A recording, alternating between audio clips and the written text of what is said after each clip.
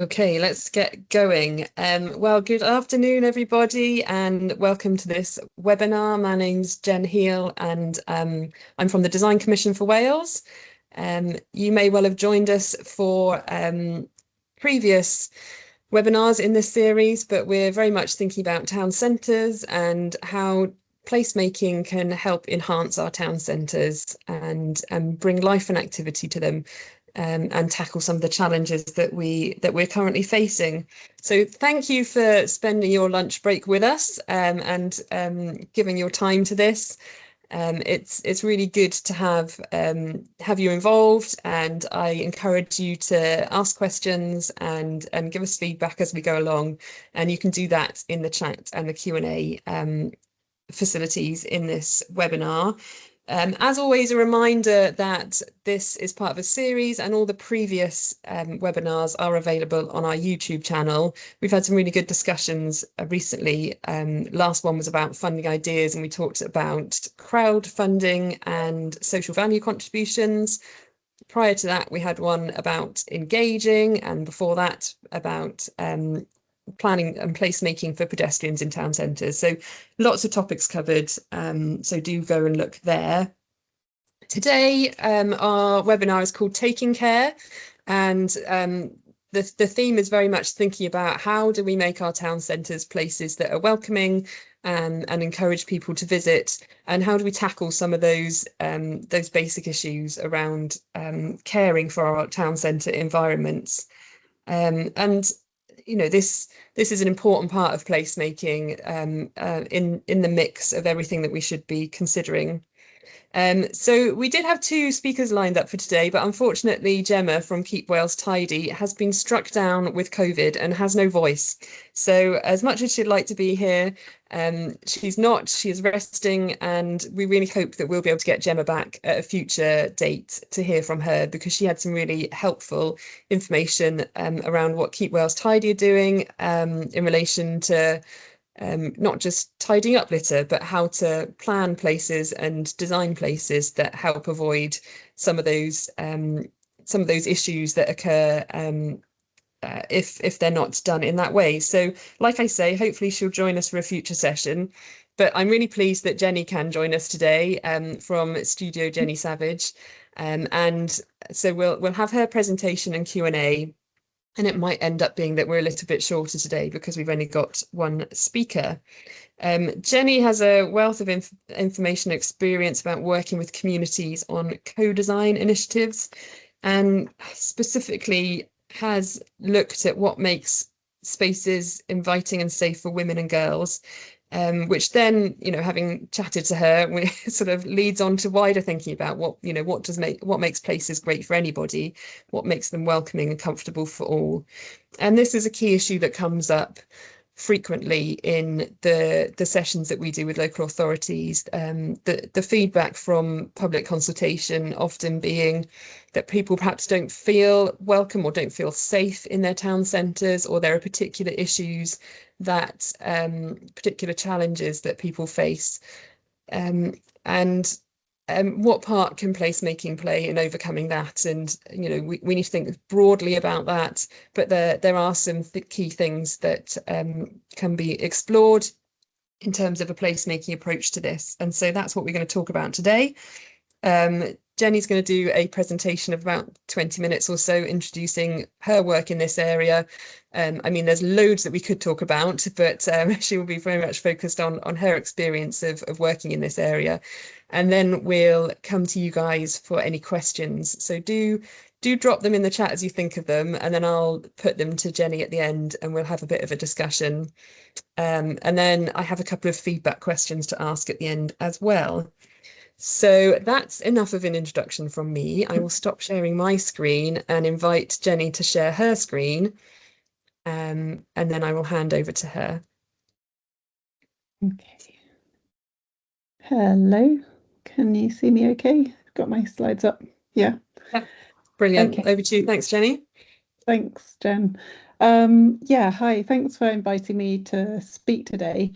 I'm going to talk about a co-design project that I did in London Borough of Tower Hamlets. Just to be clear, about kind of what co-design and co-production is. I work in urban design, planning and regeneration, and kind of design projects that are around the process of understanding people's lived experiences, being able to hear their stories and narratives at a kind of granular level.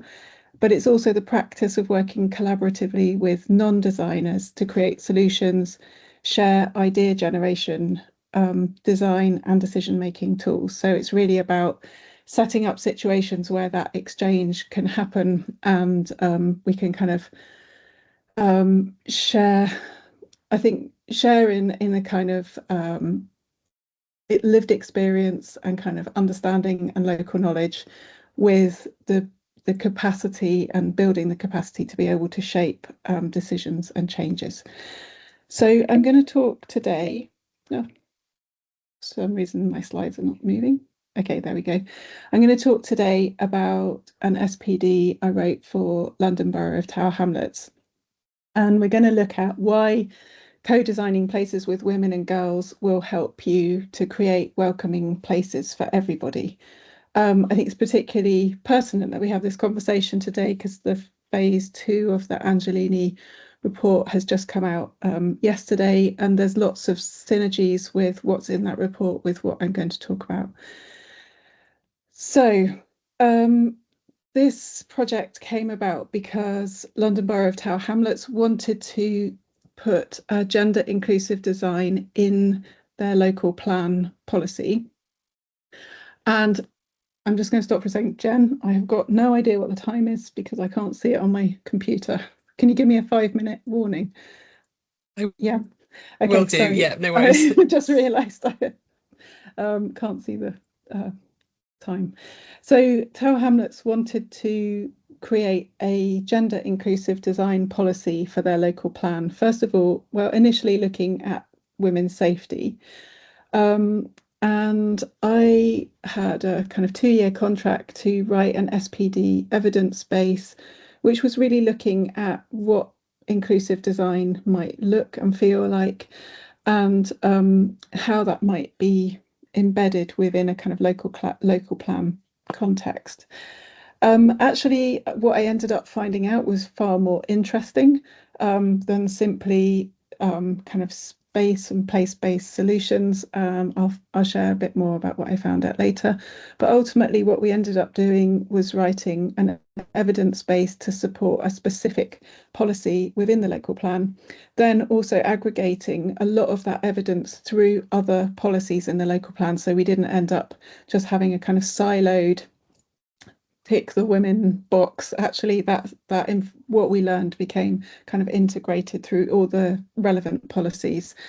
And then I made a design framework, which I co-produced with Queen Mary University of London. And the purpose of the design framework was really to take what we'd learned in the evidence base and kind of create something that would help people to imagine what the implementation of this evidence would look like in practice.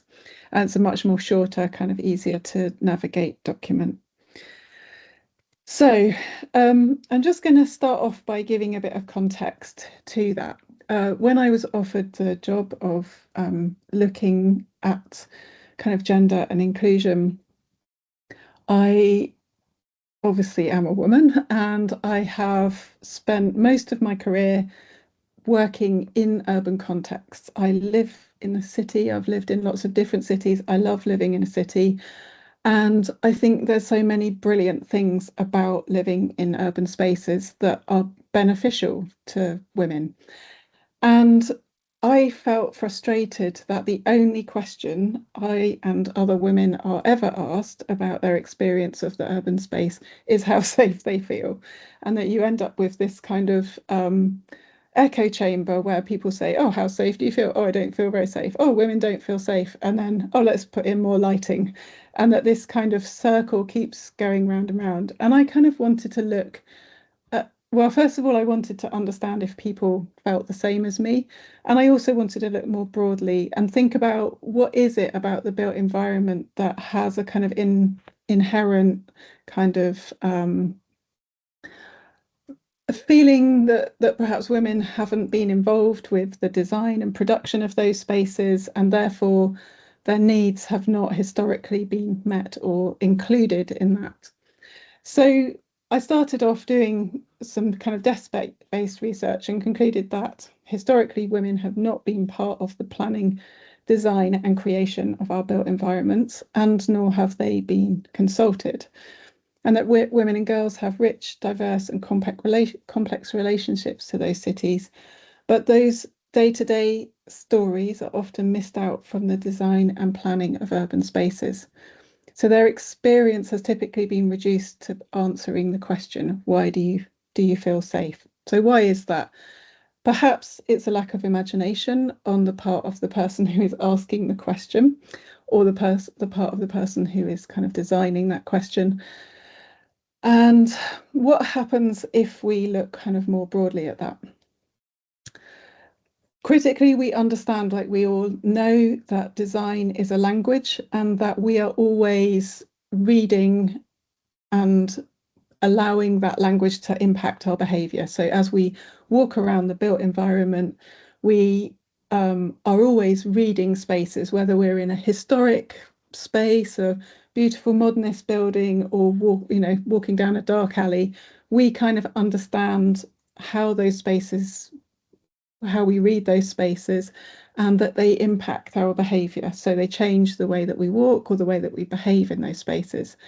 But I think as I started to do this research, what I understood was that women really internalize the language of the built environment, and they carry a huge amount of cultural baggage with them. So as we are walking around, we often have a voice in our head which is saying, don't walk down that alley because you'll probably get murdered, and if you do, it will be your fault. So we have this whole sort of kind of cultural baggage that we carry, or I don't generalize, like maybe we don't all carry that, but lots of the people that I spoke to, I worked with over 500 women and girls as part of this project, and lots of people talked about this idea of actually victim blaming being like a really big factor in where they decided to walk and what they decided to do. So I felt like thinking about gender and the built environment is such a massively complex and nuanced subject, and I really wanted this evidence base to kind of reflect that. So I've undertaken like a really extensive co-design process in order to kind of really open up the question rather than close it down. The first thing that I wanted to look at was really, does how I feel echo what other people feel, or am I completely on the wrong track? So what I started off doing was recording about 50 street interviews, and I worked across the borough, just talking to people, women that I met on the street. I made sure that these interviews kind of reflected demographics of Tower Hamlets. And through these, I started off the audio recordings just explaining that I was researching evidence for the local plan and what did the women that I was talking to feel was important that should be included in that document. And as I kind of suspected, the conversations became much broader. They became much more about green space. They became about high streets. They became about how different places make you feel and why you feel those things. And through these initial findings, what I understood was people didn't talk so much about safety. They talked about the need for a culture shift. So actually, how do we change the culture of our urban spaces and public spaces in order to create a different sort of experience? And I thought this was really interesting because, of course, place shaping can only, go so far in changing a culture or changing the way that people behave. But I think when we understand that design is a language, what we can start doing is try to understand what that language might be if it was to kind of enable a culture shift or encourage different kinds of behavior. Secondly, I found out that a sense of community and belonging strengthens feelings for everyone, but in particular, women talked about the fact that when they knew people in an area or when they saw other people kind of connecting with each other in a place, that sense of community and connectedness made them feel that that was a safe place to be.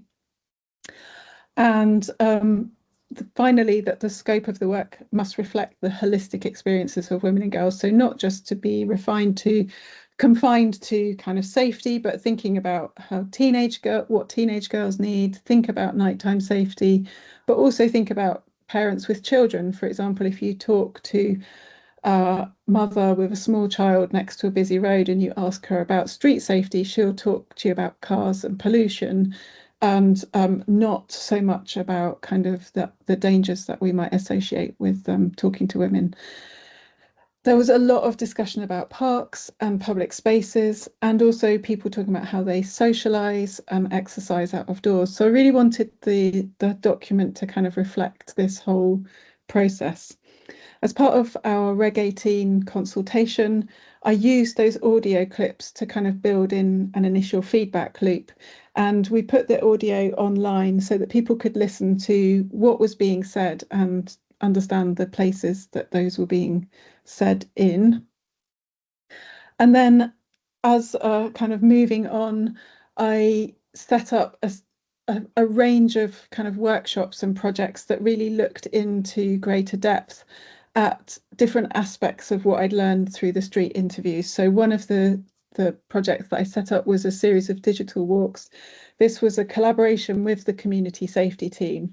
But it was really, at this point, I was really starting to think, actually, I want to focus on what women love, what they enjoy, where they like to go, what they're attracted to, and the routes that they choose to walk on. Because I felt that actually we know what makes places feel unsafe, because it's so, everybody knows what makes places feel unsafe. But actually, how much do we know about what women enjoy, where they want to go, what they appreciate, what their motivation is for going to somewhere? And can we use that as the basis for designing better places? So let's focus on what works and what people like rather than what doesn't work and what they don't like. So with these digital walks, we got people to show us a kind of regular walk that they did, talk to us about the choices that they made on that walk, the places that they enjoyed being, the reason that they made specific choices, and what the kind of focus of that was. We started to put together these maps, which half of the work was for the community safety team to go off and fix some light bulbs and sort out, bins that hadn't been emptied and things like that. And then part of what we were learning was then included back into the document. I set up some listening exercises. This is account 3, which is a women's charity in Bethnal Green, but I also did these with the NHS, with Queen Mary University, the local housing association, and Health Network. So again, what I was looking to understand in these sessions was really what works for people and what they enjoy and what they want to be, how do they spend their time, what are the kind of social networks and things like that. I also collaborated with Queen Mary University, who are obviously a big stakeholder in the borough, and we put together a kind of more longitudinal study, which was working with a group of young women under the age of 30. And they took part in the project for about 6 months. And to start with, we got them to fill out these walking journals where they took us 3 walks, one in a place that they knew, one in a place that they didn't know, and one in a kind of in-between space. We created an app for them to use, for them to be able to trace their walks and record it with photographs. And then we made these walking journals for them to really kind of reflect on how they felt in different places. And what was really interesting about these walking journals was, as they were walking in a kind of mindful way, they started to say things like, well, Tower Hamlets is really green and I really like going to the park and there's loads of stuff happening. And actually, what this walking group did was really empower people to enjoy going out and sort of spending time outdoors, and realize how these connected walking routes were sort of great places to be, and actually that they enjoyed being outside. And there's some great conversations that came out of this project. So these are some of our participants. And then what we did, we'd met this group for about 4 sessions over a couple of months, just talking about kind of reflecting on different aspects of their experience of space. And then we created a day-long kind of design charrette where the participants plus local designers, some architects, people from the planning team, people from the regeneration team, and then kind of other sort of interested parties were invited to spend a day at the town hall. And we worked with the key themes that had come out of the design guidance, out of the evidence base. And we started to work out what that might look like if it was embedded in the public space. And we got a very kind of locally specific set of solutions that had wouldn't have come in any way other than if we'd co-designed this as a project together. So it was a really interesting kind of process, and I can share the design guidance later if that's helpful. So what we learned was that we shouldn't be thinking about design as a defensive strategy. We should be thinking about design as a way of creating welcoming spaces. So thinking about that idea of design as a language. And what we realized is that when we talk about safety, we talk about what we can remove from public space. Getting rid of benches, cutting down trees. There was a project that the police were doing where they were going running with women and they were cutting down bushes that they thought people might be able to hide behind, which that's a whole another conversation, but it didn't seem like that was a really good solution. And rather than focusing on creating kind of safer spaces, which is about reducing what's in public space, we found that actually women told us that that made them feel less safe, and that they wanted to be able to go to a park with benches. They wanted to go to a park with diverse ecology and access to green space that wasn't just sort of a big empty flat field. So rather than thinking about how to make that place safer in terms of visibility, people wanted places that were multifaceted, multi-generational, where there's lots of different things going on, bringing in greater levels of activity, and that would make people feel welcome. As part of that, people also talked about the value of making places inclusive. And that was really about letting local people take back ownership over certain aspects of things. So people talked about like when they go to a park and there's a friends society in the park or a friends organization in the park, that park always feels safer because there's people around, that there's a sense of local ownership. And this was kind of like extended with ideas like, for example, can you have your local play group in the park, or can you have your youth service operating out of the park? So this idea of like actually having more people in, finding more ways to get people into a place, actually create that kind of welcoming feeling of like it being an intergenerational community space.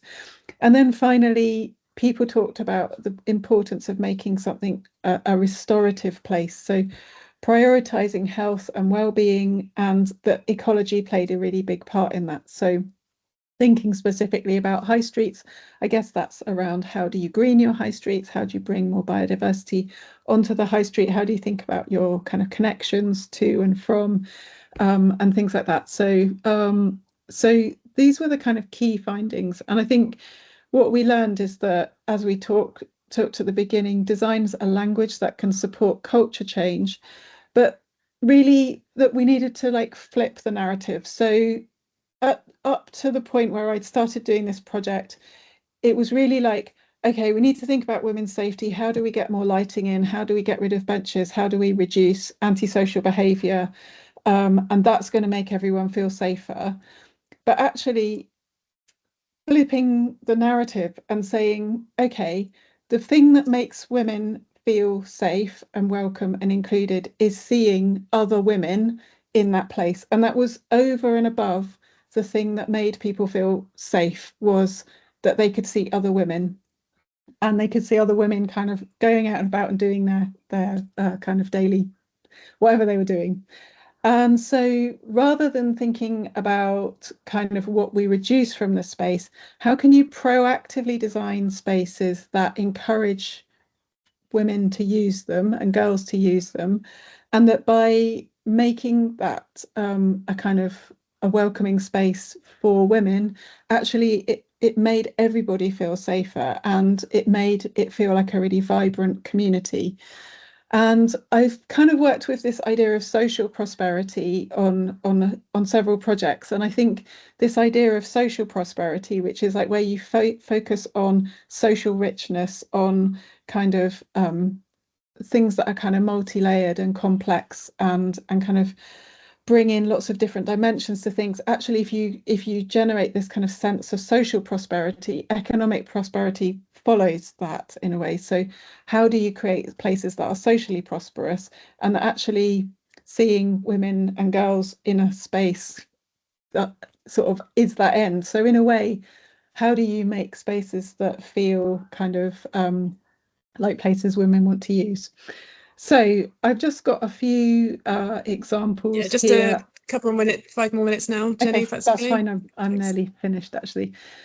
So I just pulled together off a web search quickly a few examples where we might think that these could be good examples. So the first image on the left is for Westminster Council. It's a project by LDA who do this really nice, who work with kind of seating and kind of benches and how to bring greening into kind of urban spaces. And they do a lot of work on the high street. And then the image, which is a terrible image actually of a brilliant project in the middle, is another project by LDA where I don't know if you've managed to see the Strand since it's been partially closed, but this project in central London is a kind of seating project on the Strand that again uses like mixed planting.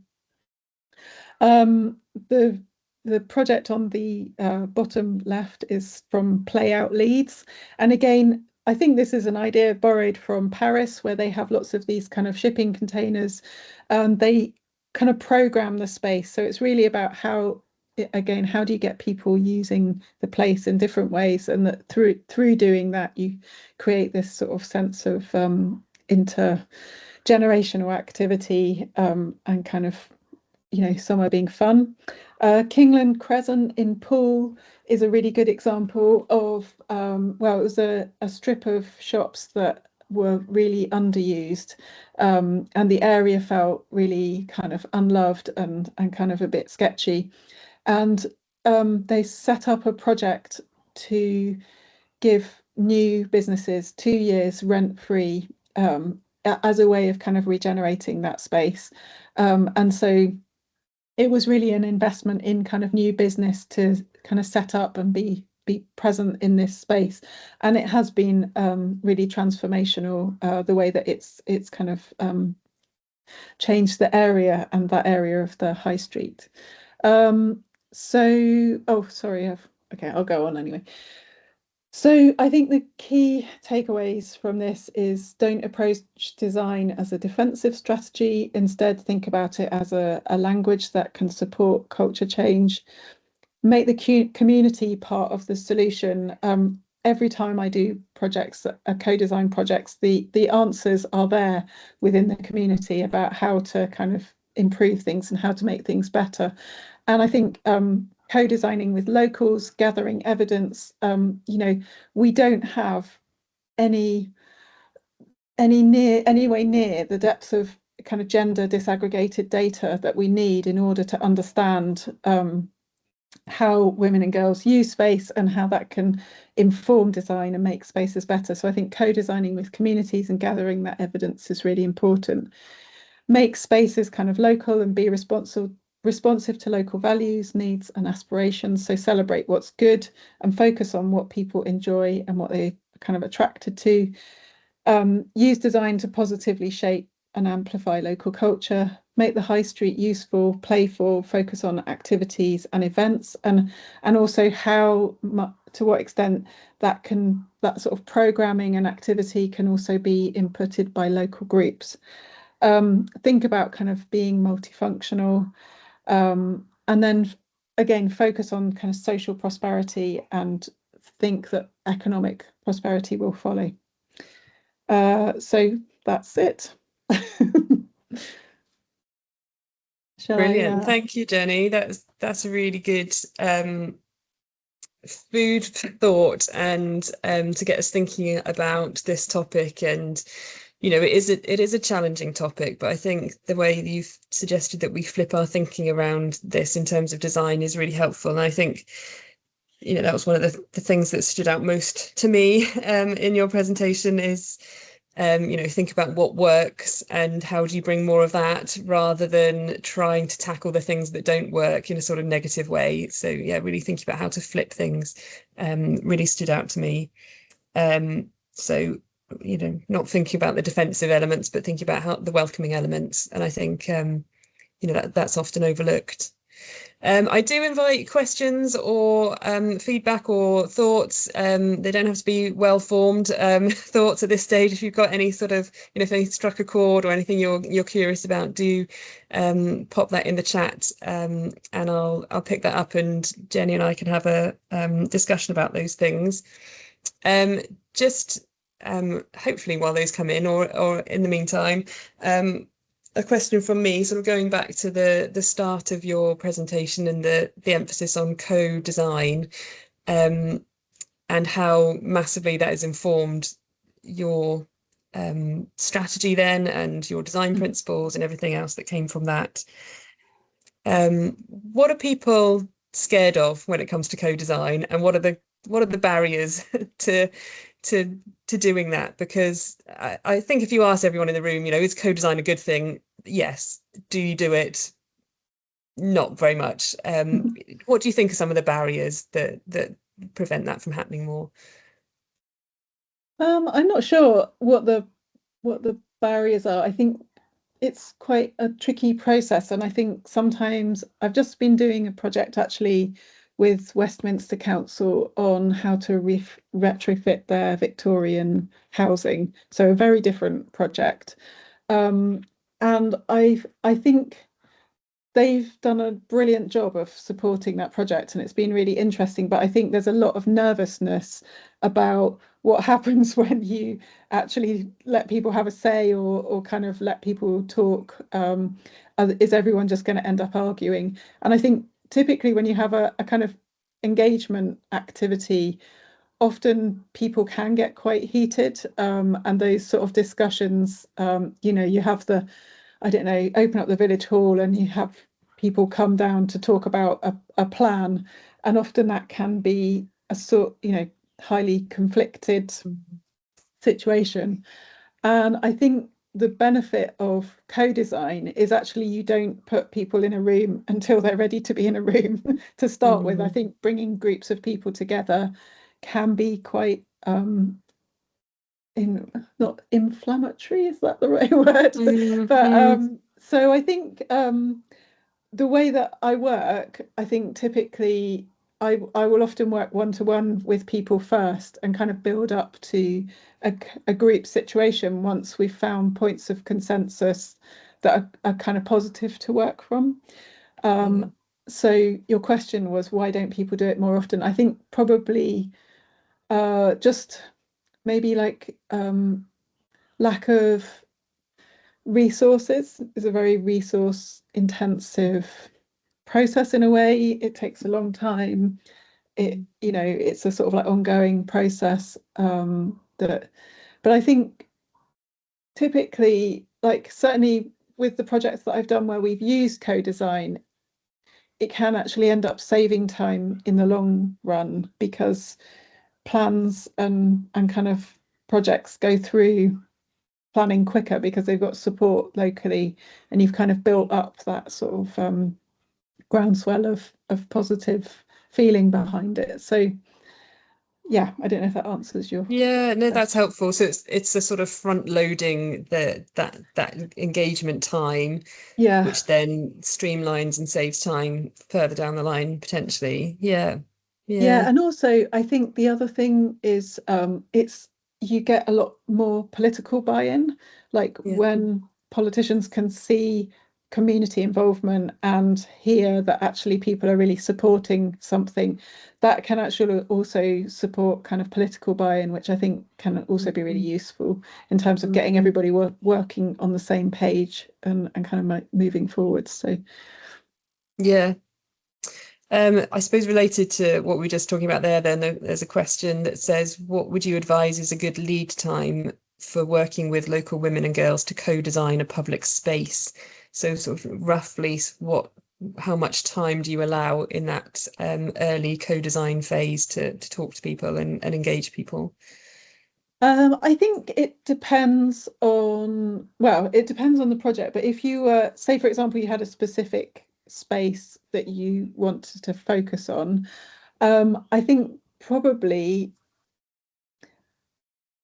you could approach that a number of different ways. You could approach that in terms of, okay, we're going to have an event, we're going to start this off in a kind of in a way of like gathering kind of broad opinions and then start to work more specifically on particular elements of that. And I don't know, it really depends what you want to get out of it. The project that I did at Tower Hamlets, the research phase was about 6 months, and then I spent probably another 3 months kind of writing it up. But you know, it depends on the project, it depends on the place. Yeah. But um Yeah. Yeah, so it's not, it's not a week, is it? no, no. It's time to, like you say, to identify who the people are that you need to engage with, and then how to meet them where they're at and give that time. So yeah, a few months sounds like a reasonable minimum to lead into that. Yeah, Um, yeah. yeah, and make it meaningful.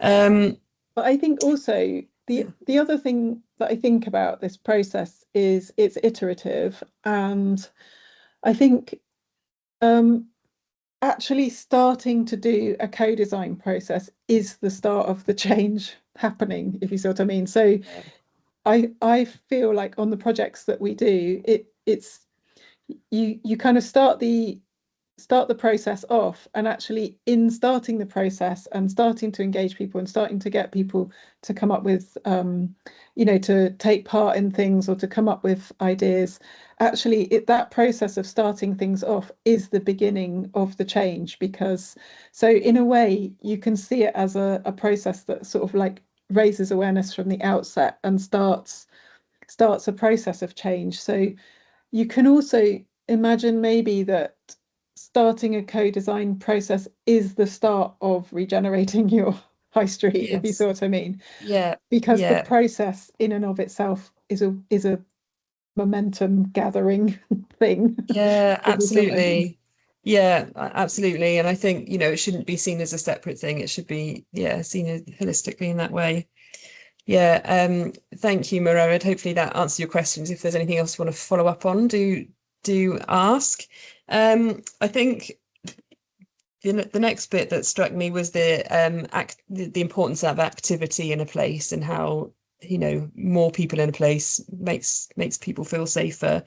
Um, and we talk about that quite a lot in the placemaking guidance that we produce, that the physical interventions are one element of good placemaking, but you can have a great looking place, but if there's no activity that takes place there, Mm, then it's going to be very difficult to make it a good place.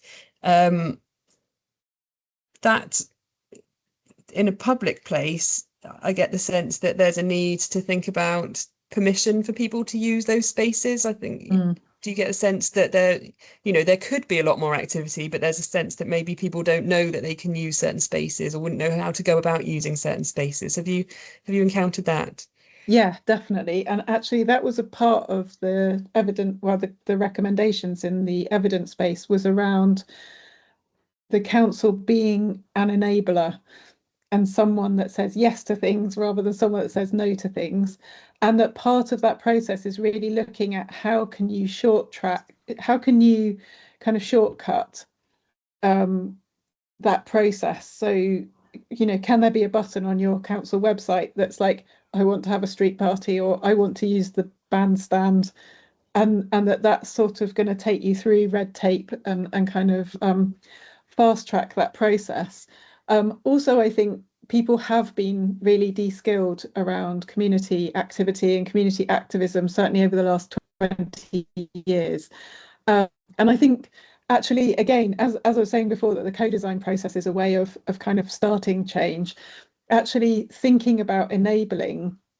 How do you enable people to take that ownership? You know, what skills do they need from the outset, like to set up a, you know, not-for-profit community group, or Yeah. a, you know, how do you set up that friends gardening group? How do you, you know, how do you get permission? Who do you get permission from? So in a way, how may what making it clear to people how they can have access and use public space for community activity, I think is one of the really big barriers that stops people saying, oh, hang on, I've got a break dance group, I want to Yeah. take them onto the high street on a Saturday afternoon and do a public performance. But just like not knowing how you go about doing that, who you get permission from, people just don't have, that's a real barrier to people kind of taking that sort of ownership. So, Yeah.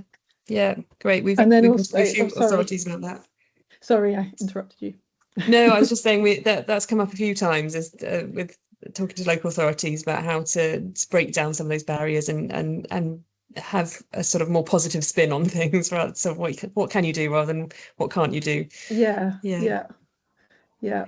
Because I Um, think there's been, you know, it's just like it used to be that everywhere had a kind of like local carnival in the summer, and that people mhm. knew how to do that. But I think because, you know, insurance and things like that, you know, has sort of health and safety and things like that, has what's ultimately happened is the things that have been set up, not that I'm, you know, madly against health and safety or anything, but I think the things that have been set up to kind of keep us safe have actually created a culture in which we feel less safe because we're less able to do things and we're less able to.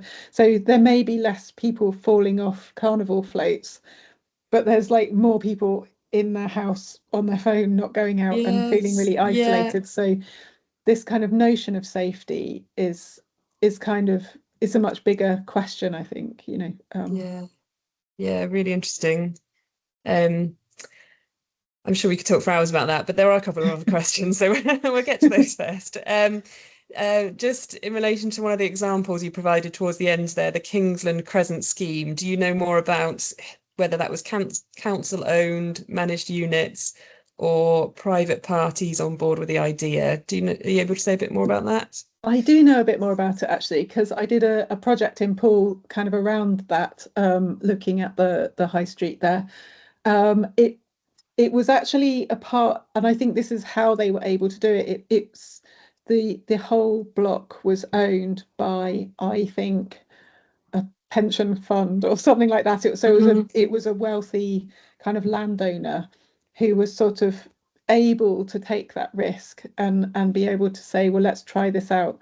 And in a way, yeah. So I think that's obviously a really big um, kind of issue, isn't it, around high streets and high streets shutting down. And then if it's kind of multi landowner kind of high street, then it's really difficult to kind of make people do something. So I think with Kingland Crescent, I think they own the shopping centre next door, and they've got like a whole area of land. So it was really possible for them to do it. But you Yeah. can, there's a whole website on it. If you Google Kingland Crescent, there's sort of like information about how they set that up, because I think it's a great model if you can get landowners sort of on Yeah, board. yeah, and also some local authorities taking on units such as, old previous department stores or large Wilko Yeah, stores, for example, yeah. that could be an opportunity to look at something along those lines for those kind of units.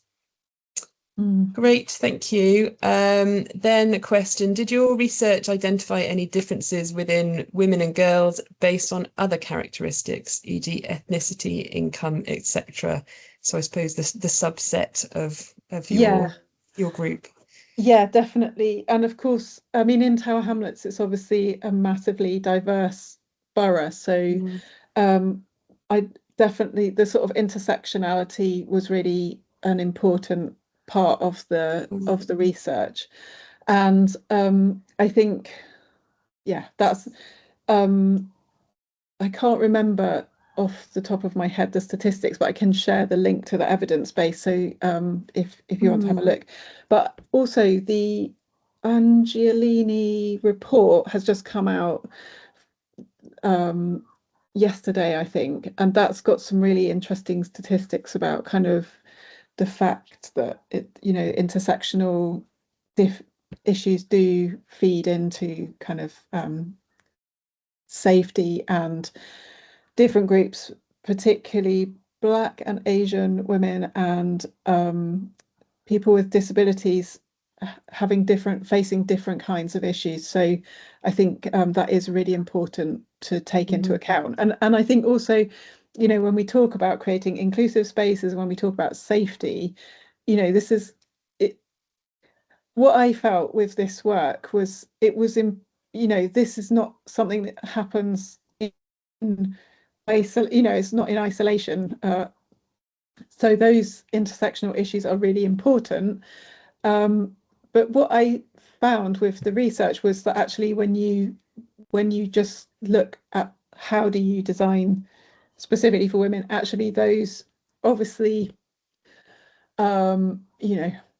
specific disabilities, etc., are feeding into it. But I think I felt like the idea of kind of inclusive spaces really, when you look at the kind of solutions or the recommendations, there's a lot of kind of crossovers between the different, if you're looking at play or if you're looking at the elderly or disability, etc. There's a lot of kind of crossovers between what the solutions and the recommendations are across looking at different specific agendas, if does that make sense? Yeah. So there's benefits if that come across different sectors. Yeah, if you're Exactly. Yeah. yeah, that makes sense. Yeah. And were there difference? You talked quite a bit about the kind of culture of using public spaces. Did that come up as well? Sort of in terms of different people you spoke to and the perhaps different areas within the borough, if there are different sort of ethnicities, did that throw up different considerations about how people use public spaces at all? Um, yes and no. I think Mm. one thing that everybody agreed on was around parks and green space.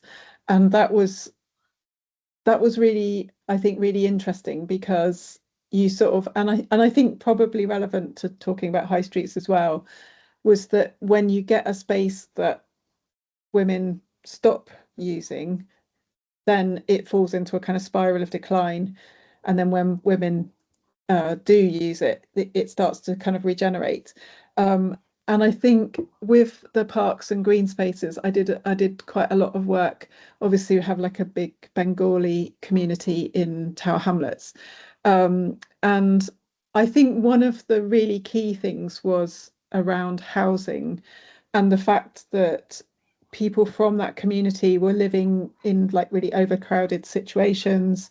They perhaps had larger families, and they needed to use green space in a really kind of, it was really important to them. And Mm. so if there's a group of young men who are also really entitled to use that green space, but if they're dealing drugs or smoking pot and you don't want to have your kids there, then that really impacts your life, your mental health, your well-being, your kids' development, and all of these things. So I think it's so kind of complex. So the idea that women wouldn't be able to go out and use a specific space because it felt unsafe really impacted them in much more, like, in really complex and in-depth ways, rather than just like, oh, they couldn't go out and use the park, so they weren't able to exercise. It's like really affects your whole world. Mm. And so, excuse me.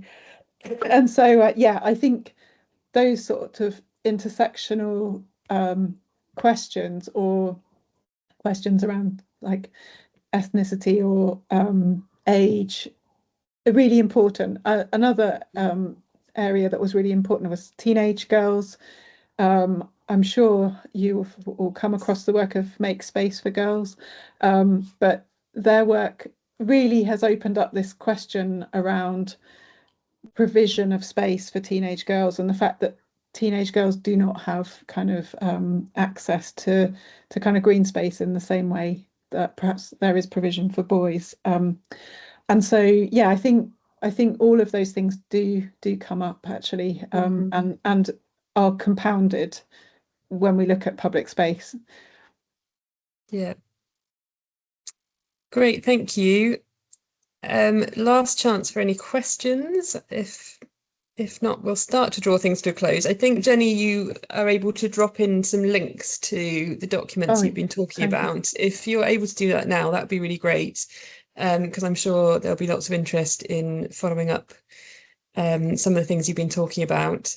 And if you're happy to drop your email address in as well, if people want to get in touch about the work that you do, we could put that in there as well. Yeah, sure. Great, thank you. And before we wrap up, this is the last of this series of webinars. This since we came back after the summer. And I'd be really keen to get some feedback from those who've attended the webinars on what's been useful, what could be improved. Are there particular topics that we should look at in the future? So I will drop some questions along those lines in the chat, and I will also be sending out an email to collect that information. It'd be really helpful if you could just drop that back to us in an email, and we can use that to inform what we do next. We think these webinars are useful, but it'd be really good to have some actual feedback as to whether that is the case, and what else we could be doing. So I will drop that in there now. Great, thank you. I've gone from light to dark as the sun has moved across my my room today. So apologies, I'm sitting in the darkness now. But just to say thank you so much to Jenny. Really, really interesting topic to cover, and we could talk about this for much longer, but you've been very generous with your experience on this, so thank you for that today. I found it really interesting and helpful. This will be uploaded to our YouTube channel. If you've got any colleagues that want to come back and watch that again, do direct them there in the next couple of days. But for now, thank you so much, Jenny. Real pleasure to talk to you this afternoon. Thank you. Thanks. Great, and thanks everyone for joining us. We'll hopefully see you in the new year with some new webinars. Thank you. Bye.